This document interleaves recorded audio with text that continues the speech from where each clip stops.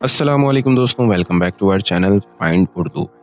Gonorrhoea gonorrhoea का मतलब है एक सेक्सुअली ट्रांसमिटेड इन्फेक्शन। गोनोरिया एक बैक्टीरियल इन्फेक्शन है जो ज़्यादातर सेक्सुअल कॉन्टैक्ट से फैलती है। ये मेल और फीमेल दोनों को असर कर सकती है और अगर इसका वक्त पर इलाज ना किया जाए तो ये सीरियस मेडिकल कॉम्प्लिकेशंस का सबब बन सकती है।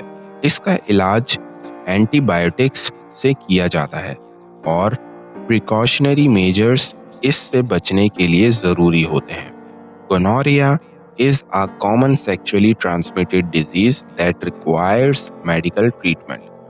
गोनोरिया एक आम सेक्सुअली ट्रांसमिटेड बीमारी है जो इलाज तलब करती है। तो दोस्तों, गोनोरिया एक सेक्सुअली ट्रांसमिटेड बैक्टीरियल इन्फेक्शन है जो प्रॉपर मेडिकल ट्रीटमेंट से ठीक की जाती है।